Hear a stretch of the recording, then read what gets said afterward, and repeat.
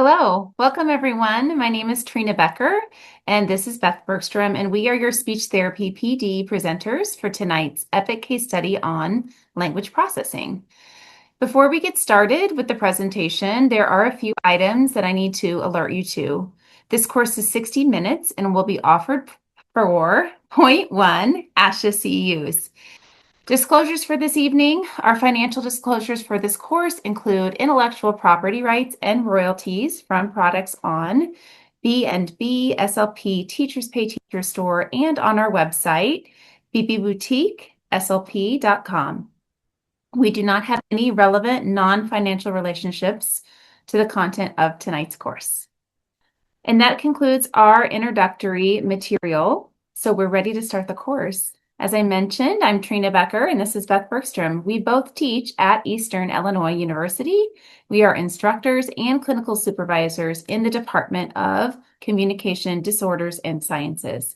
We both love to share our passion about our profession through presentations, social media, and through creating resources for SLPs. Tonight, we will be presenting on epic case study on language processing. Our client's name is Maddox, and he is age 10 and came to us with a complaint, parents did, with academic participation and success. So we're going to start first with our case history.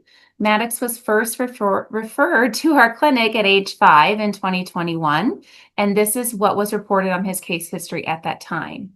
He had overall delays in developmental milestones. Delays specifically in expressive language, using his first words, combining 2 to 3 words, and engaging in conversations. He had prolonged use of a pacifier and sippy cup and had some oral sensory needs. He chewed on inedible objects and sucked his thumb to self-soothe. Mom and older brother had a history of speech delay. He was diagnosed with childhood apraxia of speech at age 3 due to his unintelligibility. He has a history of therapies, starting with EI for speech therapy, OT, and PT, and then he transitioned to preschool with the same therapies. His mom described him at age 5 as very shy. There were times that he will not even speak. However, once he gets comfortable with people, he will speak, and he talks at home. She also reported that he overall had limited verbal communication at that time. In our university clinic, he began services at age 5 here and started with a focus on speech production. He had been working on intelligibility through EI and preschool, and we continued that. He had a resistance to participate. He was easily frustrated in therapy. He had poor self-regulation, but he started to improve once he became really comfortable with the clinician. However, he wouldn't speak outside the therapy room. So as he's walking down the hallways to our therapy rooms in our lobby, he would not speak at all. What little we knew of his expressive language was characterized by lack of semantic variety. So he didn't have a large vocabulary. He had a lower MLU, appeared to have some word finding issues, delays in syntax, and again, this theme of slow progress. He was described as imaginative and creative, and he always preferred to draw, so that was a strength for him. And when Beth took him over, this is her client, when Beth took him over, she was trying to figure out what is the primary problem? What do we do with this kid? Is the primary problem still speech intelligibility? Is it his expressive language with limited verbal communication, or behavior regulation? What's going on there? During therapy, he would crawl under the table, throw materials, tip his chair. He would sigh really loudly. He would sometimes growl. Refusal to participate, would often shut down, and he was still mouthing items.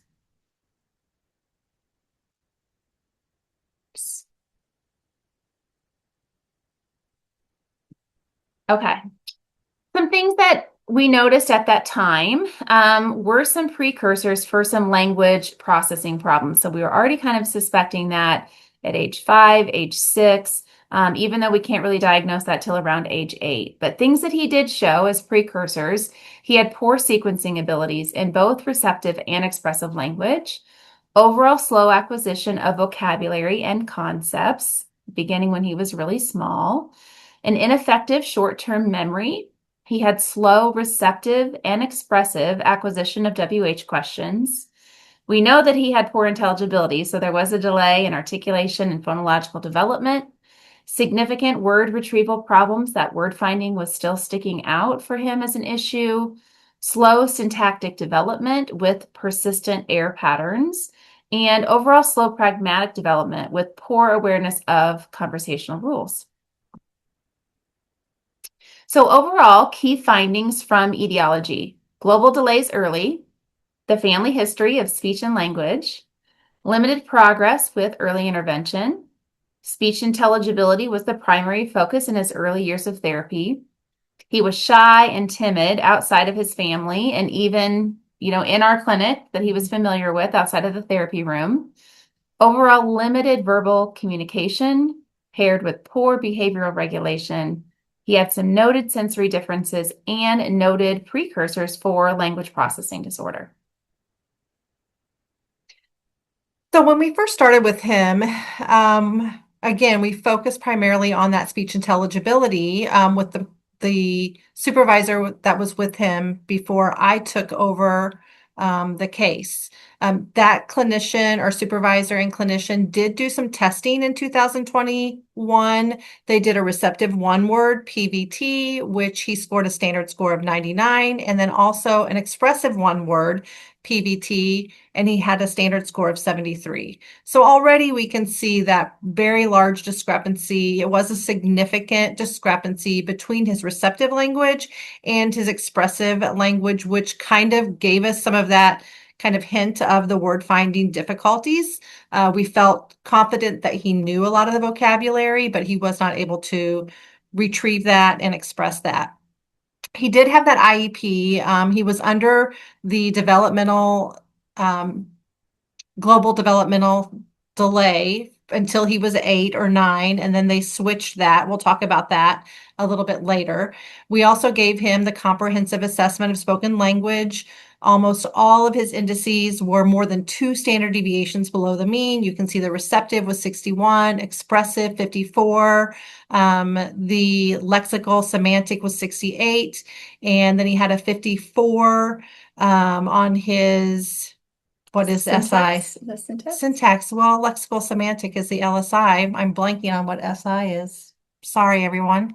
It's a holiday week. It's totally, I'm having word retrieval difficulties as we speak. It'll come to me later and I'll throw it at you, and maybe somebody can tell me.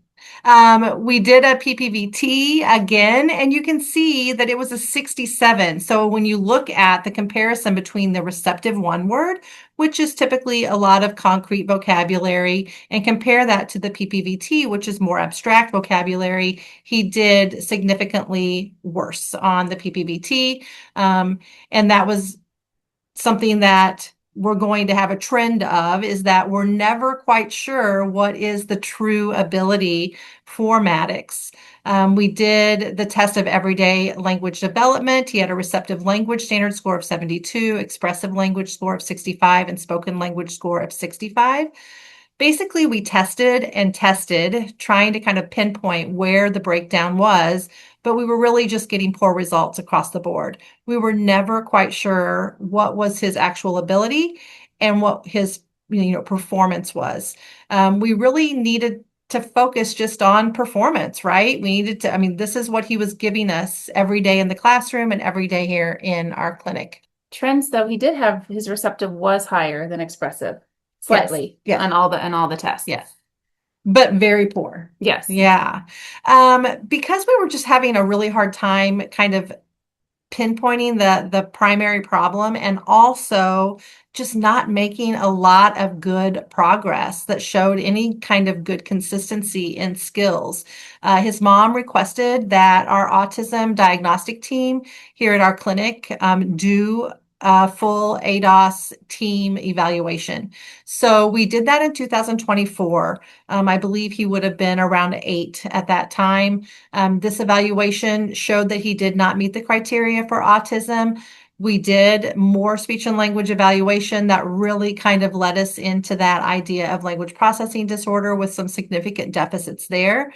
The psychologist on our team diagnosed Maddox with general anxiety disorder and attention deficit disorder, combined type. Our OT also said definite sensory processing concerns with dyspraxia. Beth, did his school also suspect autism? Is that what made mom think about that? Um, School, they also were in the same boat we were. They just weren't really sure. I was collaborating a little bit with his speech language pathologist at the time, and she really did not feel like it was autism. I'm not sure what like the classroom teacher kind of was suspecting, but mom and dad were really the ones that were kind of like, we need to know. He was showing a lot of dysregulation. With some of those overlapping characteristics. And so it was really the parents kind of pursuing that. After we had that information and we were really feeling like we were looking at language processing, we wanted to get another kind of idea on exactly where that breakdown was in that continuum. He was struggling significantly with academics. We wanted to show kind of where he was with his phonological processing to see if we needed to spend kind of more of our time there or at the linguistic processing end of the continuum. So you can see here on the C-top that he had some very, very low scores, at least 1 and 2 standard deviations below the mean. His strengths were in kind of, rapid digit naming and rapid letter naming. Those both were within normal limits. So again, he knows the vocabulary, he knows the letters, but he really had a difficult time using them.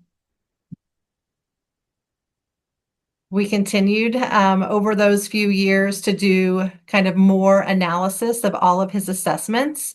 He did have an LPT, a language processing test done in 2003. At that time, he showed that he had a breakdown at the level of associations. I think I already kind of showed you that PPVT. We did compare that to an EVT, which was 60. We did a test of word finding. He got a descriptive label of very weak on test of word finding. We started to wonder if, his performance was kind of because he was not comfortable with the testers. Although, I had him now for a few semesters and, definitely went in to help with the testing. But we were really starting to see some of that anxiety, some of that shutdown, and a lot of ADHD at this time. So we thought, let's see how he does if mom tries to elicit some of the testing. So we gave mom a little kind of quick tutorial on how to elicit the test of narrative language with some visuals to see if he could retell a story that she told, to see if he could generate a story about some pictures from the test of narrative language. And even some of the places that we broke down on the C-top, we wanted to see if mom elicited those things, would he do better? It was no longer standardized, but we just wanted to see how that would go. And really, we had no better result. I will tell you, it was kind of interesting for mom to kind of see that with her own eyes, where his major deficient areas were. Overall, we just got the feeling that he never quite took in the instructions and knew what he was expected to do.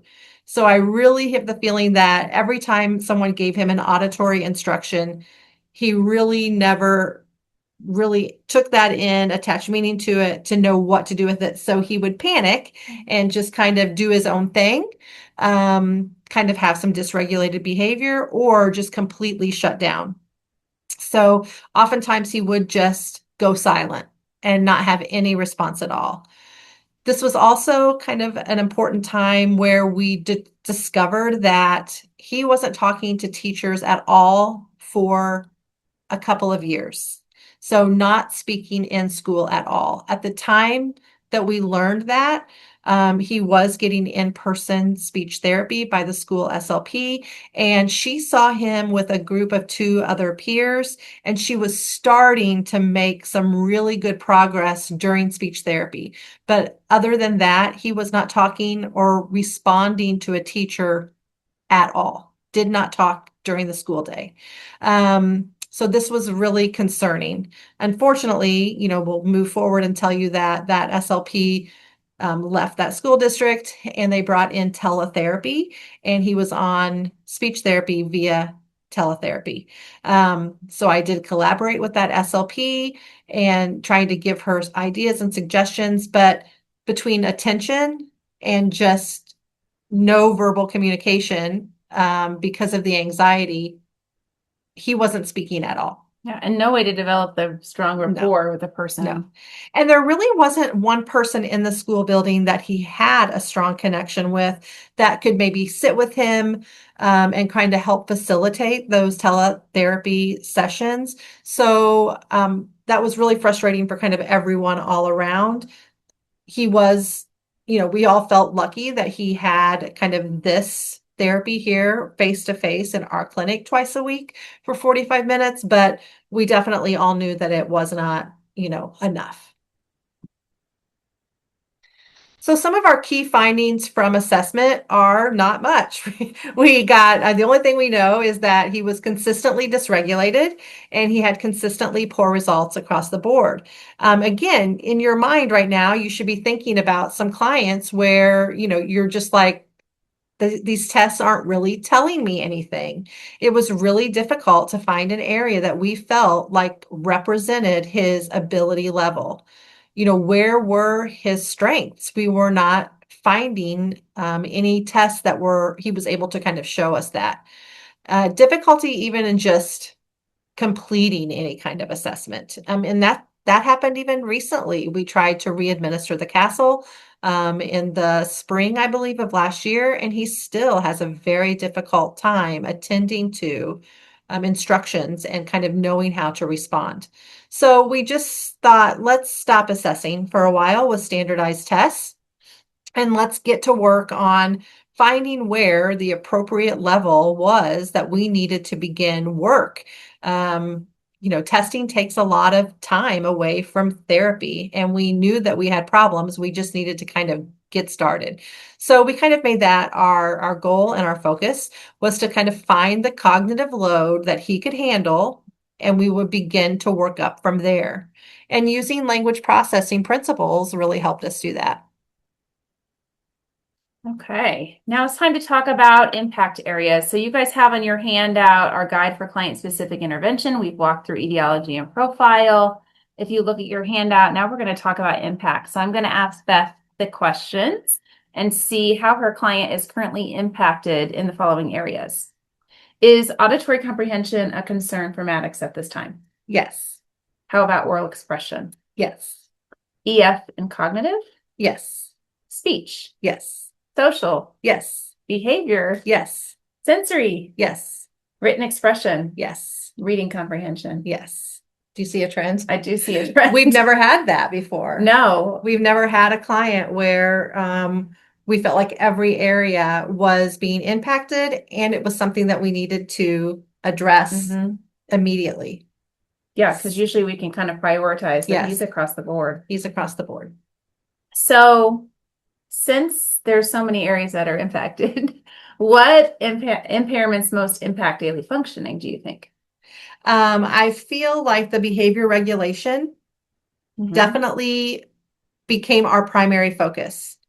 He needed to be able to control his regulation, his behavior, his attention, his focus, if we were going to get anything else done. So I think behavioral regulation so that he could participate. And then also, I feel like his needs were, we need to address the processing. Okay. What activities are most important for the client at this time?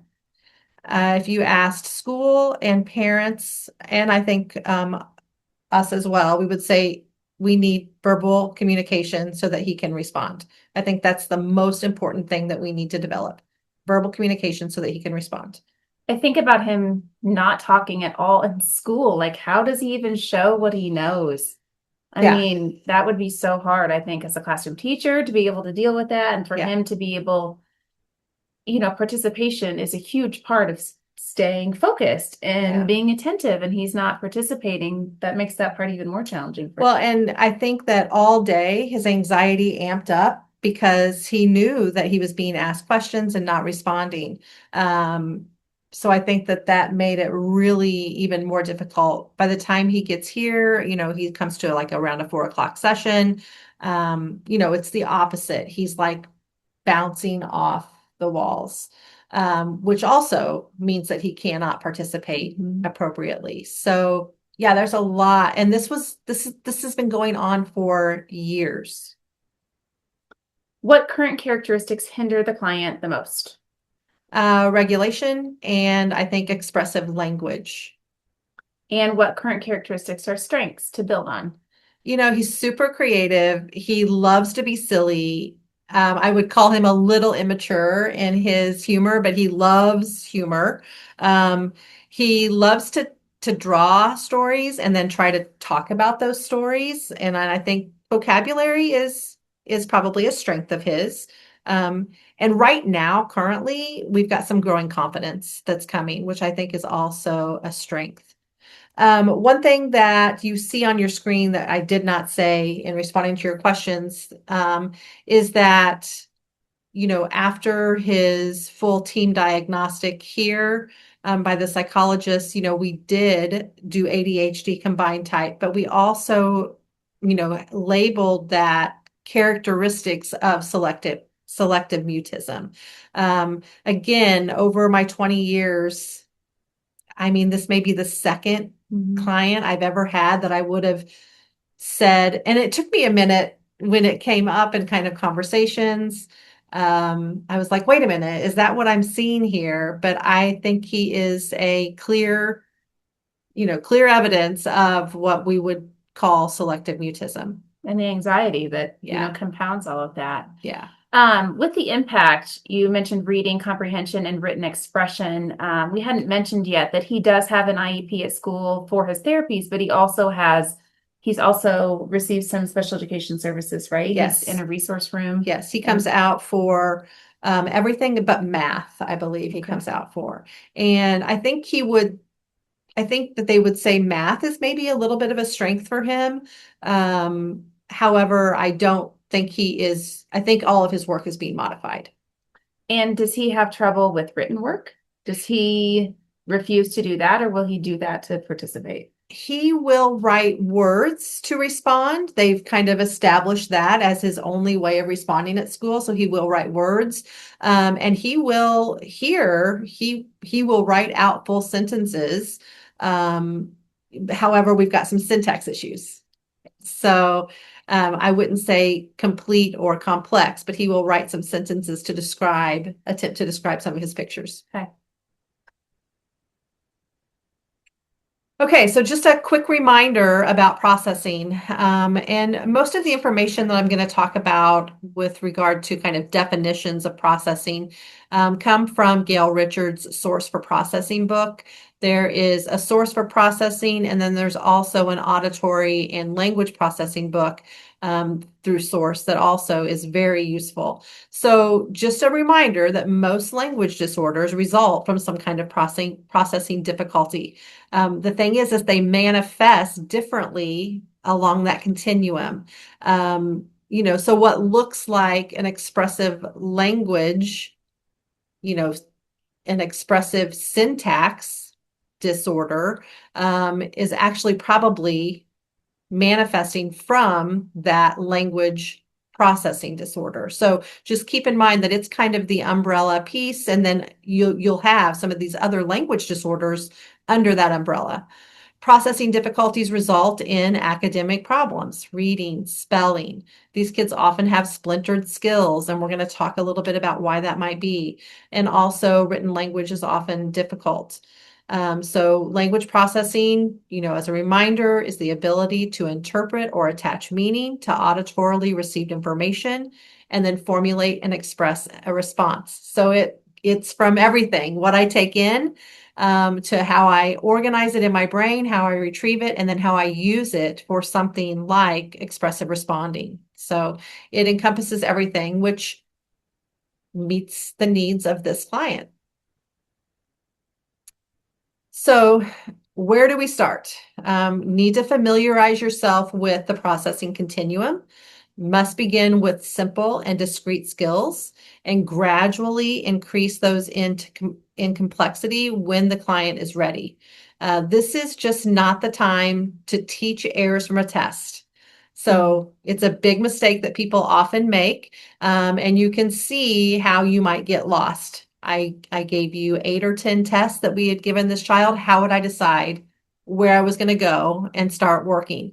And I think that happened, in this case a little bit too, until we really kind of said we need to try that language processing test at that one word level and determine where we are, where the breakdown is, before we move on to something like a comprehensive assessment like the CASEL.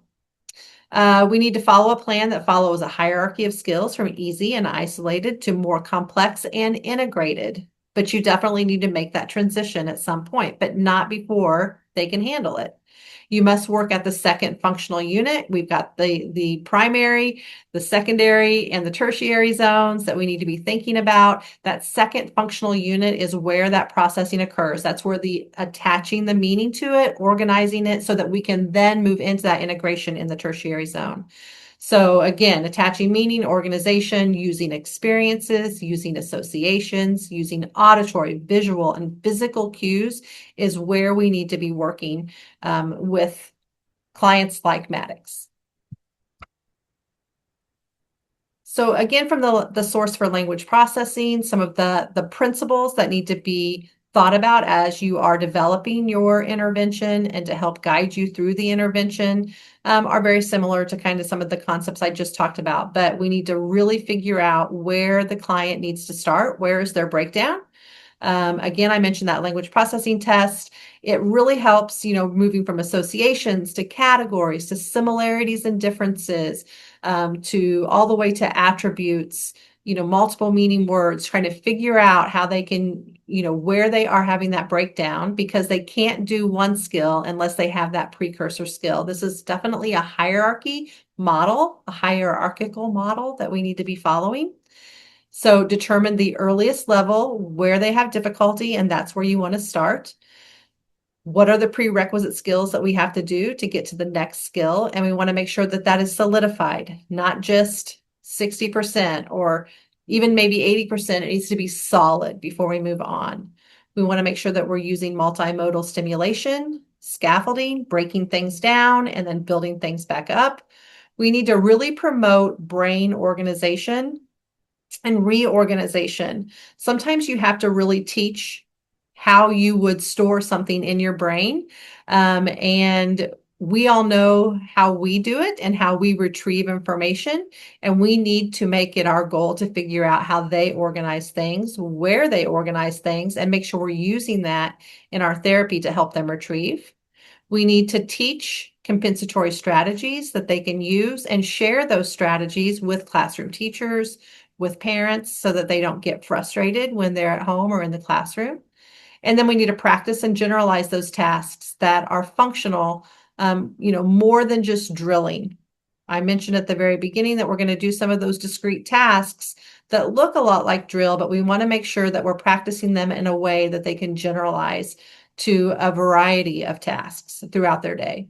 I love the emphasis here on the hierarchy model and thinking about that and making sure that you're really solidifying those precursor skills, and also with the brain organization and reorganization. I think, if you're working in that hierarchy, you are helping them make those strong connections to be able to retrieve that information. If you're starting with, just from labeling objects to then figuring out what the functions are and then making associations, you're building connections. In categories, you're building even more connections so that they can quickly retrieve that information. I think that I remember telling students this one time, I'm like, can you imagine going home and saying, yeah, I helped reorganize a kid's brain today? I mean, that's what you're doing Yeah. with language processing therapy, is you're helping them put those things in folders so that they can accurately retrieve them and efficiently retrieve them by Yeah. making as many connections as possible. And if you start way up here in the hierarchy and haven't built down here, that retrieval is going to be not efficient.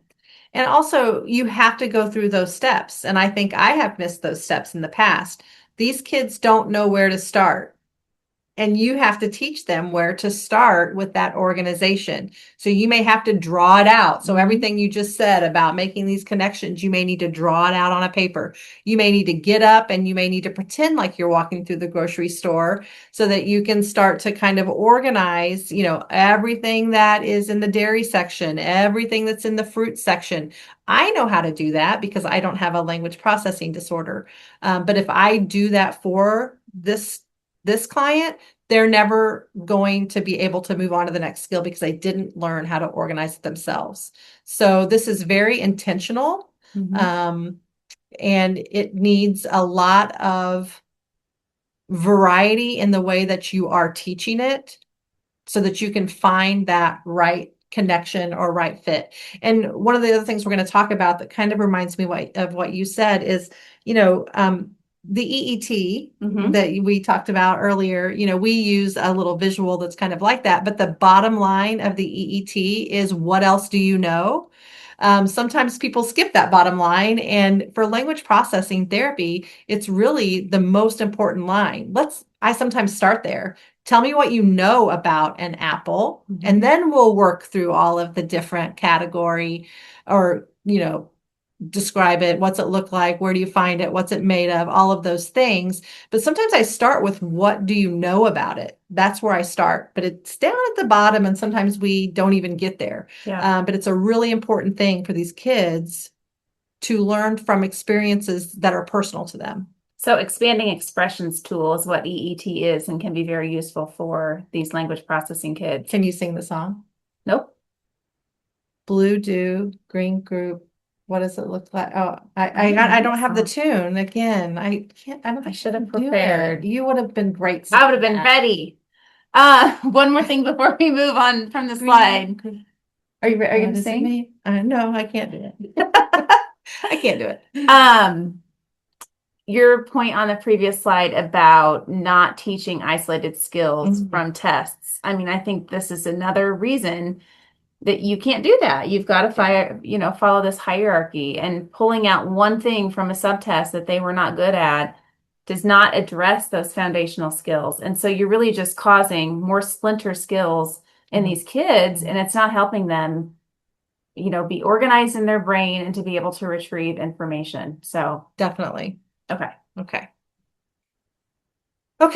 So coming to current day, Maddox, we went through all of those things, all of those principles that we just talked about, all of the labeling functions, associations, categories. We've gone through kind of all those. We're actually working at similarities and differences right now, but we are tying into it syntax. One of the additional kind of problems that we have with this client is that he doesn't have a lot of experience for verbal communication, right? For expressive language, because he's now 10 years old and he's had limited opportunities or experiences in putting words together in a grammatically correct sentence. So also looking back at those precursors for language processing disorder, one line said, slow syntactic development with persistent error patterns. He's 10 and we still have significant syntactic developmental problems. So right now, that is one of our primary focuses with Maddox. And I wanted to just say why. Why are we focusing on this? Again, with the organization, structure is needed if you're going to guess what is needed for responding to a question. If I just talked through this with a colleague of mine over some text messages last week, and her example was, if I say the apple fell off the tree, I mean, you know exactly what part of speech I need a noun. You know how to make the association between the apple and the tree. So You know where we find an apple. You know all of these things. Structure and syntax is also an important piece of being able to guess what a response might be. Love that. I know. That Isn't makes that so much really sense. good? So you really have to understand the rules of grammar to know how to respond. So not just teaching the vocabulary words, but parts of speech. And this client has never, I mean, he's 10 years old. And when we started this, we're like, what's a noun? I don't know. What's a verb? I don't know. I mean, he knows nouns and verbs, but he really didn't know how to predict what might be coming. So relationships of word meanings are really needed to generate a grammatically correct sentence. You have to make sense of categories of words and word order. So we've been spending a lot of time on grammar. We've been spending a lot of time on generating sentences. We've even been spending a lot of time just on repeating a 7-word sentence that we say and that he includes all of the little words. Typically, his response would be, out of those 7 words, he might just include 3. He would leave out your prepositions. He would leave out articles. He would leave out, none of the specific non-fun words, right? He just wanted to say the nouns and the verb. So I have to have that if it's going to make sense to another listener. So otherwise I'm filling in all those blanks. So if I'm going to respond to a question specifically, if I'm going to tell a detailed story, or if I'm going to join in a conversation, I need all of the syntax, all of the grammar, all of the little words to make this make sense. And so right now, Maddox is in the 4th grade, and we are teaching him about syntax because we feel like that's where we are in his language processing continuum. Love it. So we have 3 areas of goals: regulation, syntax, and language processing. So just a quick look at kind of the things that we're focusing on with regulation. This kid still needs whole body listening. He needs awareness of what his body is doing and how he can be a better listener. So one of our goals is just that he's going to demonstrate the whole body listening that we have taught him. When we give instructions, he needs to kind of self-regulate and know that he's supposed to be listening and potentially repeating back what we ask him. He also needs to initiate use of self-advocacy strategies because his go-to response is, I don't know, which is another key kind of indicator of language processing. I don't know doesn't always mean I don't know. And that's another one of your jobs, is to figure out what I don't know means. Does it mean that they don't actually know? Does it mean that they didn't hear you? Does it mean that they're thinking, but they need more time? Or does it mean that I know what it is? It's on the tip of my tongue, but I can't pull it, Yeah. So what is it? So we teach some self-advocacy strategies like, I heard what you said. I'm trying to think of the word.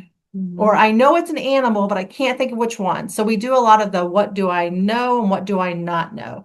Otherwise, your communication partner, teacher, peer, if you say, I don't know, they're going to shut it down right there. They're going to move on to the next person. And then again, you're not getting any experience in trying to kind of find where you have that information organized. For syntax, a few of our goals are, after hearing a descriptive sentence of 7 or more words, the client will independently repeat it using all words in correct word order, including articles, grammar, verb tense, and morphology. Oftentimes he will tend to leave off plurals and doesn't even think about it. And we know it's really important to have those things on there to make the sentence specific. Client will label parts of speech when provided a sentence. So we are breaking this down specifically into what are the pointer words. That's what we have found that works for him. We do glue words, we do pointer words, we do nouns, and you're going to see a couple of videos of that as we move on for intervention.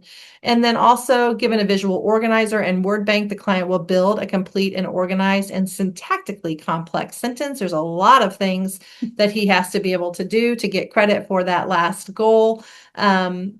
But that's going to be a little bit more independence now, where we give him kind of an organizer of a sentence and what it should look like. We'll also see an example of that.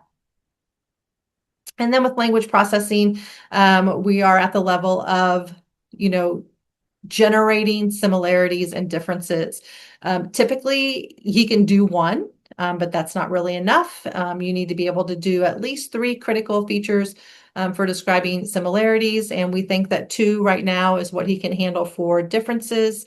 And then also he has to state the ideas in a complete and specific sentence using a sentence starter. So instead of just saying, tell me 3 things that are the same between a banana and an apple, he can't just say fruit. He has to say a banana and an apple are the same because they are both fruit. And again, we like that structure. It's predictable, and we want him to start using complete sentences. Same thing for differences. An apple is red, but a banana is yellow. So he has to use that complete sentence in his response. Okay, some specific methods that we're going to use in intervention you're going to see in these upcoming videos, so be on the lookout for them. Scaffolding, so break it down and build it back up. Using visuals, graphic organizers, different colors and different shapes to represent things. Yep. Using sentence starters is huge. I think that gives them the structure and the syntax. We're using sentence starters with a kid we're using the EET with, and it has made a huge difference. Yes. Like knowing what to say. Repetitive lines, so using materials with that. Multimodal cues, prompts, incorporating movement. For this guy with ADHD, moving his body is super important. Teach persistence. I think they want to just say, I don't know, and give up, and knowing that it's okay to try again, giving them support to do that. Using their personal experiences, that will help provide that context and provide further connections for that organization. Motivation and competition. Does he love competition? He loves a competition. It makes him invested. I love a competition too. So they tried not to have me in the room during competition days because I don't let anybody win. Is this the little guy that you raced out in the quad? No. Oh, okay. She had a race with one of her clients. I actually didn't race. I just was your cheered. Remember, I'm okay. Yeah. Use the client's strengths, of course, in therapy. Teach them the self-advocacy strategies across environments that Beth talked about a little bit ago. For example, stating what you know and what you don't know versus just saying, I don't know. Request additional thinking time. I think that's really important because everybody moves so quickly all the time, and asking for that is an important strategy. Teach them patience, don't rush them to frustration. So giving them time to come up with those responses without added pressure, which I think is important to share with teachers and parents. Overall, just building their confidence and supporting them. Repetition, redundancy in a variety of settings and situations, which you've tried to do through collaboration with the SLP. Yes. And of course with his parents. Yes. And his parents do watch his sessions, and it helps so much for them to kind of see again where some of those breakdowns are. And then also when he comes out to be able to say, you did it today. I saw you do that. That was really good. Because parents see actually a different, client than we see here. I mean, they see him talking nonstop all the way here. And then when he gets here, he gets a little bit more quiet. And then he talks all the way home, and they're like, what's happening? So it was really important for them to see the differences. I don't think they have a clear enough picture of how silent he is throughout the school day. And I think that when he starts to do better here, I assume he's also doing better there. But when I check in, they're like, actually, no, he's still not really, it's November and he's still not really responding to his teachers. And they've been very accommodating with, allowing them to choose a teacher they think would be better for this, allowing him to have one of his friends in his class. I mean, they have really tried to do some of those things, but we're just not making the progress yet that he needs to meet that initial concern of participating and being successful in academics. We're just not there yet. I think about his anxiety and how much that has to play into his Yeah. You know, even his word finding, he knows he struggles finding words. He knows he struggles answering questions. And then that anxiety just compounds Oh, yeah. everything. Poor guy.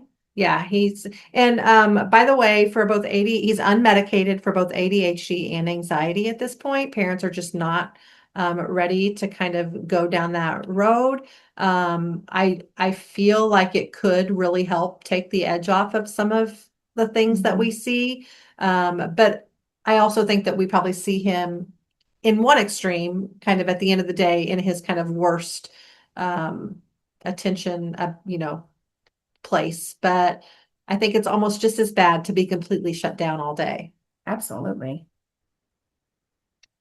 Okay, so just an overview or kind of a summary, for methods for client-specific intervention. Just really think about specific and client-specific regulation methods that you might need, motivation and interest, and that's where I said, let's start with the what else do you know on that EET list. Reduce the cognitive load to increase success and confidence, and then every one of those visuals, whether it's movement, walking on the twister mat, which you're going to see, or stepping on an obstacle course as you're doing some of the things, repetition, practice, graphic organizers, sentence starters, all of those things are absolutely required to get the integration in that secondary and tertiary zone. To get that integration, you need all of those things.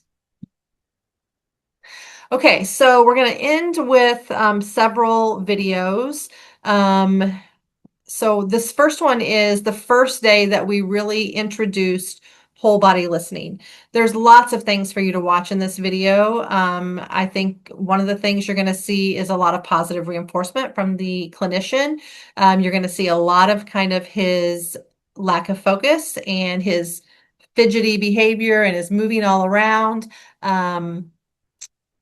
So you're going to see, just like I said, the very first time we've introduced this whole idea of how to focus your attention to the person who's giving you instructions. Have you ever heard of whole body listening? No. No? Well, what do you think it means? Whole body listening. I don't know. Keep your feet down real quick.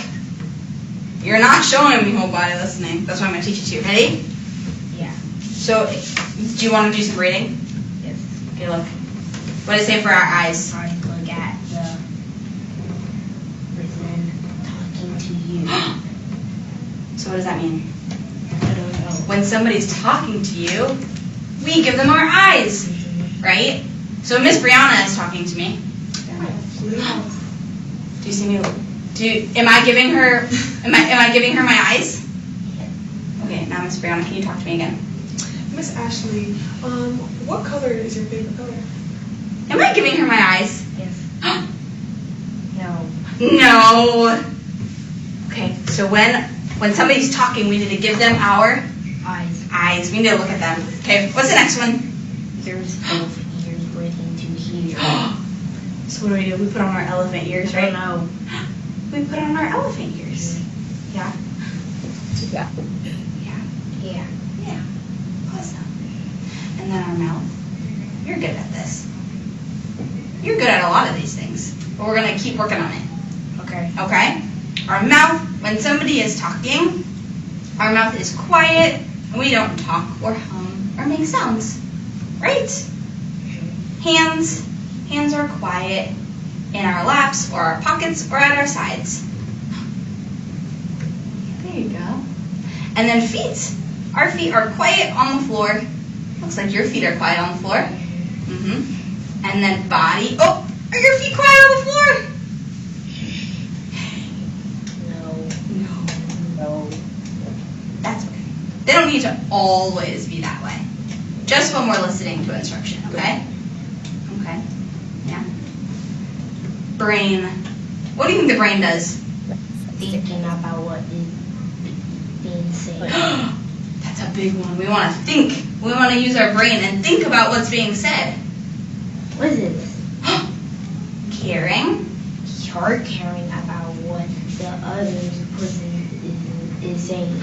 Maddox, you're so good at reading. You're so good at reading. Obviously not rocket science. Okay, Just so starting to we use our encourage eyes to awareness. look, our ears to listen, our and also allows us something to refer to when we, see something. We're like, oh, are you thinking about your whole body listening? So I think just a very simple thing to integrate into have you your. ever heard of Okay. For this little clip, I want you to think about, some regulation tasks that we're doing to try to help him. And we talk a lot about focus.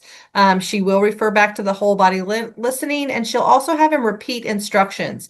So this is just a good example of him doing some movement and a little bit of attention shifting you're going to see here in this video. And I'm a little blue dot. That's what it said this time. Okay, are you ready? Yep. Okay, so every time you take a step, I want you to say the color. Okay. Just like we did it last time. And remember, we want to use our focusing brain. Yeah? Sounds good? Okay, go.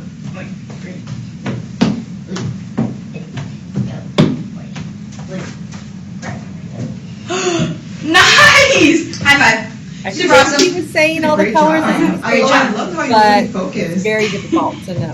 Again? Yep. Go. Yep. Blue, orange, yellow, red, blue, green, orange. Good job. Do you feel, okay, so when you're looking at it and you see the color, you're focusing the whole time. You're doing such a good job. Got it? Yes. Yes. Okay. So now the next one. Do you remember what we did last time? What did you do? Oh, you're gonna switch it out. Oh, you don't want the two greens next to each other? Okay. I like it. I like your thinking.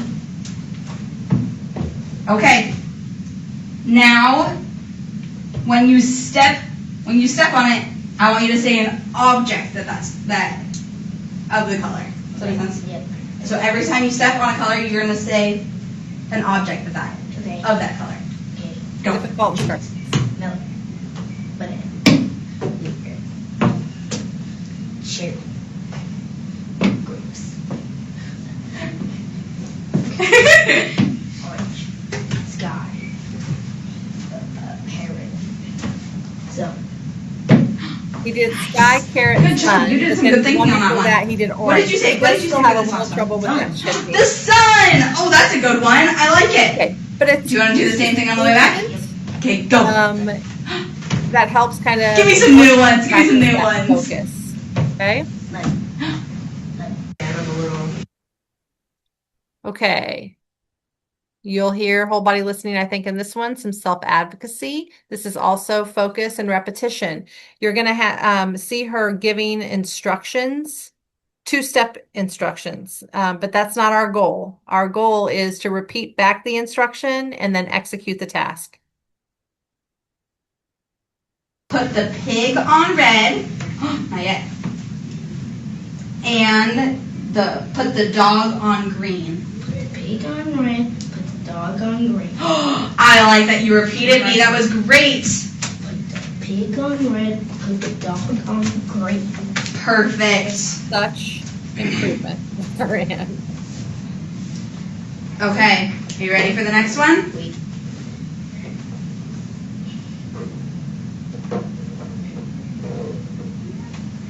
And we're going to use our whole body listening. Yep. I like seeing your eyes. Are you ready? Yep. Oh, can you put your feet on the floor? Okay. Ready? Yep. Put the sheep on yellow. Not yet. And On yellow. put the chicken on red. Put the sheep on yellow. Put the chicken on red. Good job. Okay, so we love that kind of practice. Put the pig.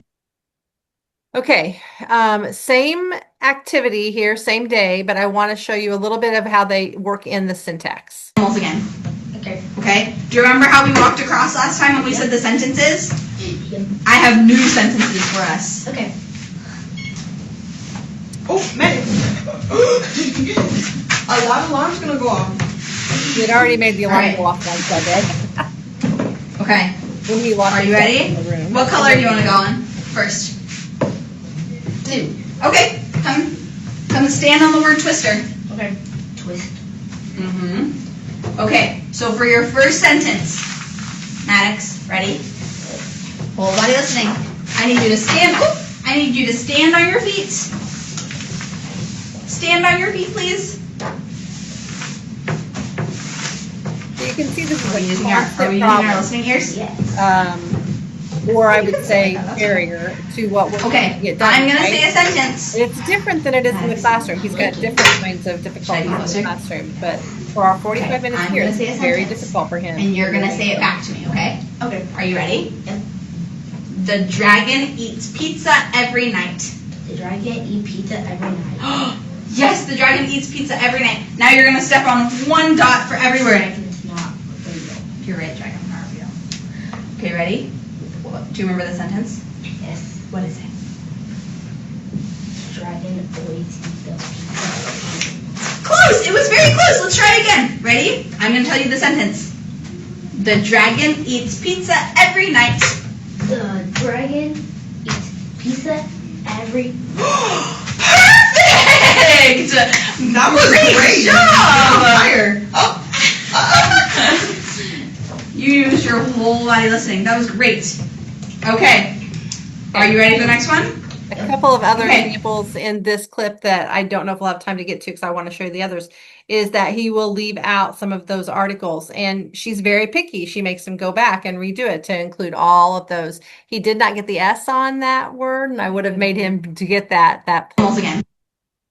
Okay, a little bit about structure. You'll have to tell me a story about it. Do you have it? Maybe. What does it look like? I don't know. What's the interest?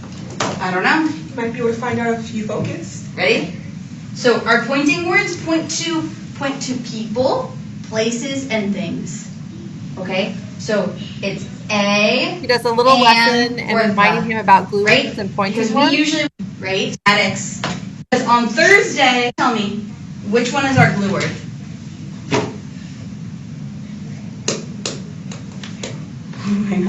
Our glue word is On. good. Our glue word is on. I'm gonna write on on the yellow one. On. He does not think What? he should be writing on those. I am drawing on it. Okay, hang on. Pause. You'll get to play with this in a second. Can you tell me what my pointing word is? No. What? Oh, what's our point? A. What is our pointing word here? A. On the board. The. The is our pointing word.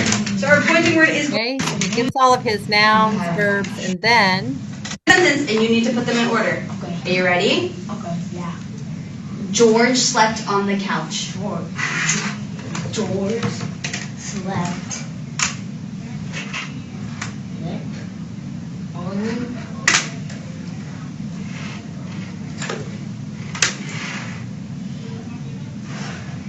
couch. George slept on the couch. High five, rocking it. You said that perfectly, and you put them all in order. And we use. You'll have to. okay. Okay, are you ready? That's I awesome. know. This is just a little clip of him doing some similarities and differences using, you can see the visual there for that looks like the EET. And then also you can see next to that, we have that sentence structure of an apple is red and a blah, blah, blah. Actually it says a blank is, and sometimes he'll say a blank is blank and a blank is, and he thinks that's really funny. Okay, I want to get to Sugar. this was him. I think this is the last one. Make a sentence. So now we've advanced to him building his own sentences. He has a word bank on all of it's still the colors that we've used before, and still the same noun, Yep. verb, pointer word, glue word. He's pulling those from the word bank and making his own sentence. Where's Their bed. where What would is the bed word be? bed? I don't think we have bed. What kind of word is bed? Green. Yeah, it is a green word. It's a we green don't have word, bed. which is a noun. So we have other words though. Yeah, others like school, elephant, you have house, Chair. Chair. for sure. See what sentence he The gets. pencil fell on the chair. Chair. That's a great sentence. You wanna make it? Make the sentence. So he made it with the little slips of paper, and now he's building it on his magnet tile. Green. Well, Yes, pencil is green. You're right. fell is blue. Mm-hmm. Fell is a verb, so it's glue. He says. Okay. The pencil fell on the chair. The pencil fell on the chair. The pencil fell on the chair. Perfect. High five. Okay. Whose turn is it to make a sentence? Okay. So Oh, Miss Brown. that when you kind of Make a move sentence. from, pointing them out and helping him walk through the sentence to him making his own, which I think we're going to be able to accomplish that goal by the end of this semester here in the clinic. Okay, I think, gosh, we're Time for out of questions. time. Let's look at some questions. Let's see.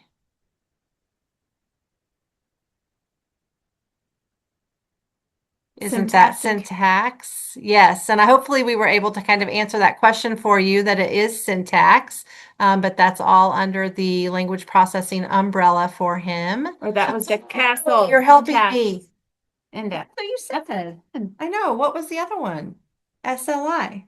It was a sigh. Anyway, Okay, thanks for helping. Let's see. monolingual household. It is. He's got some grandparents that speak some Spanish every now and then when they're around, but really, yes. Weighted vest ever been tried with him? I don't think so. I did was telling you that we've done some fidgets, and we've also done some like things on the desk. They tried this at school too, some like sensory things on the desk. I didn't get to show you the videos long enough for you to see that he still puts things in his mouth. He chews on his shirt. He always likes to mark everything out with like his finger on the dry erase. But no, we have not tried a weighted vest to my knowledge with him. I don't know if they've done that at school. Comments about it's hard to know where to begin. It definitely is, and that's why that language processing continuum could really help kind of guide you in choosing that. Again, I mentioned a couple times the language processing test. And I some people are, don't love that test because it is only at a one word level, but I think when you're starting out to really know where the breakdown is, it is a good assessment to give. Something like the comprehensive assessment of spoken language, we oftentimes will give for kids with processing problems, but that's a very difficult test, probably way too far advanced for him. Also, the TILS is another good test for some language processing. You saw that I gave the CTOP as well for looking at phonological processing. And again, maybe it's the cognitive load. I think it is the cognitive load. However, I think his verbal IQ is probably within normal limits. I think potentially, I want to say when the psych did it, his IQ might have been like 88. I think it's on low average, but I think it is average. But he's so overwhelmed by all the other things that he's not able to kind of even use his cognitive resources in that moment. Let's see. The colored tiles are called magnetiles. So they have magnets, you can build things with them, but this is a great way to use it for sentence structure. Yeah, and you can write on them, even though the kids will kind of freak out a little bit when you do it, but they just come right off. So that's nice. People are thinking about their own clients. I think that's wonderful. That's exactly why we do it.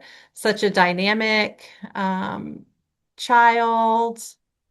And he reminds of a student from clinical practicum. Yeah, I think the purpose of this whole idea for language processing, it's something you've known for a long time as speech language pathologists, but to just remind yourself the impact of processing and how it manifests in so many of our language disorders. And we need to always be thinking back to kind of those client-specific guiding principles. Okay. All right. What's the ICD-9 code for language processing disorder? I have no idea. I would think it would fall under expressive language. Oh, I didn't read the second part. Yeah. Yeah, I think it could. All right. I think that we might have gotten through all of those. Okay. Well, thank you all for joining us. And please join us next month and final case study for our EPIC series. So we hope to see you all there. All right, we'll see you later.